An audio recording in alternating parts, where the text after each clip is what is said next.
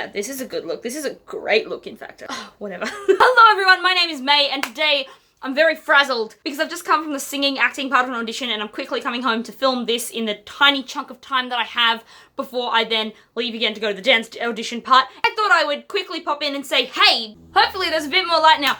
Basically, my life has been very hectic at the minute, hence why I haven't been able to really do much stuff. Currently on placement, which means that all of my daylight hours for filming are not there, and then I have like rehearsals for a show that I'm in during the weekend, and so it's just I haven't had time to do anything. So I thought I would snatch this tiny little modicum of time to try and film this, and I'm very sweaty and hot and I feel a bit rushed, so that's why all of this is just a bit frazzled. I thought today we'd do a little bit of a catch-up of what I've read throughout the year so far, because currently it's March and I haven't really done anything at all on this channel at all, so I thought we'd quickly update. I was wanting to look at the new releases that were being released this year to kind of make sure I'm keeping up with the debut authors and keeping up with my favourite people. Brandon Sanderson, I have moved these books up to this shelf because they were downstairs because I like to show off my books downstairs. Anyway, so I thought that I'd kind of give a bit of an update as to what I've been reading. So far in this year, I've only read 8 books, which isn't crazy heaps, given at the minute I want to read 45 books this year, so I do need to keep crack-a-lacking along. And most of these have all been Harry Potter because my housemate, who you guys have met before, she and I started watching the Marvel series together, but she had never read Harry Potter or watched the films at all, and she didn't really want to, and then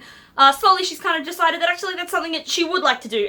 So Sarah and I started watching all the films together, and we reached the 5th, and then my other housemate, Beth, and I were like, Sarah, you need to stop, because by the time we've got to the 5th, there's just so much that is not in the movies, you have to read the books. So we're currently reading the books, and I and Beth have powered through a lot of the books because we've read them already, and I'm just about to finish the 6th. From about February to now, I've been powering through the Harry Potter books, which has been fantastic because on the way to placement, when often it's like dark in the morning when I'm leaving, it's great to just like chuck on an audiobook, and that kind of like gets me out the door, and I can listen to it on the train, I can listen to it on the bus, I can listen to it on my lunch break, and that's a really nice way to kind of pull myself through the times when I'm not feeling like being awake, if I'm honest. This is my second reread of Harry Potter. I think I reread the whole series for the first time, I think in 2019, so 2 years ago, and it's just, it's such a beautiful story, and I love it so much, and now that I know more storytelling things, I can appreciate some things and critique some things with like a different mind as I learn more skills about writing and all that. Not ever sure whether I would do a review of Harry Potter,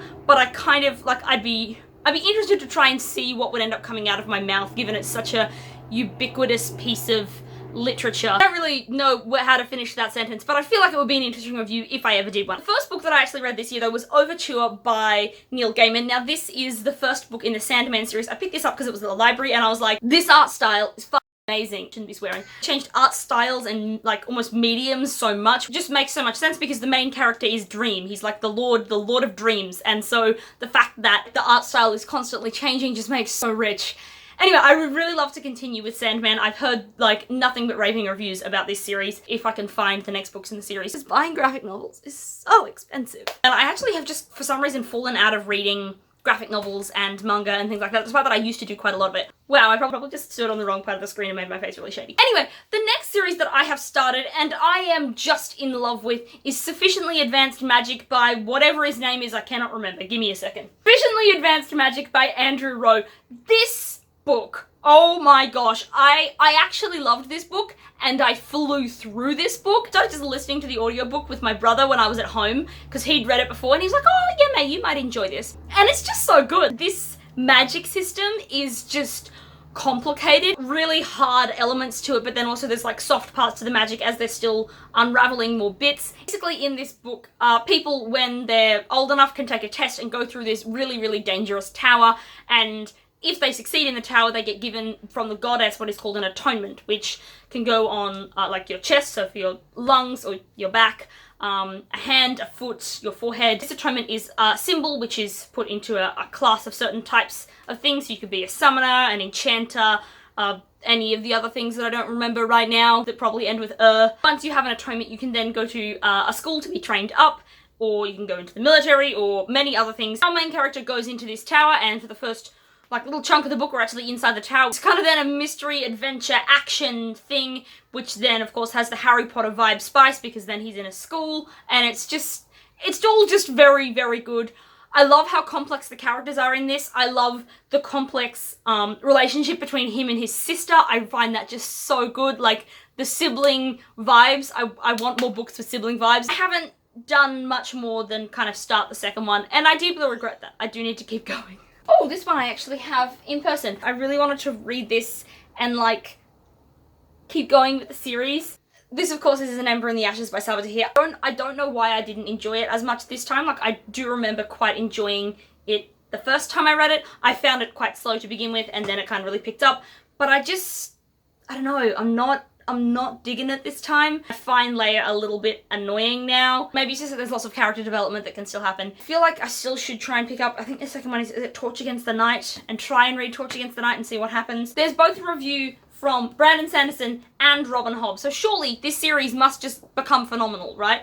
So I just need to give it a chance and just keep going. And it's not that I hate it at all, like this is genuinely a fantastic book. It just, the second time around I was like, oh, that didn't wow me as much as it did the first time. Once I finish Harry Potter, my plan is actually to start the next Sufficiently Advanced Magic book, Shoulders of Titans, I think it is, or something. I'm also currently reading a book about the Berlin Wall called Stasi-Land by an Australian author called Anna Funder. I would like to kind of start doing a bit of a series about reading and reviewing Australian authored stuff. I genuinely think Australia has got such a beautiful outpour of literature, and I think I would love to give it a bit of a reviewing. I'm not going to say a limelight because this channel isn't a limelight at all, but I would love to give a bit of a reviewing to more Australian authored stuff, not just my dear girl Jessica Townsend, despite that I love her. Speaking of, I will probably give this another reread before I do my review because I've read it once and I'm going to reread it again, so therefore then my review is just a rocker because I love this book so much.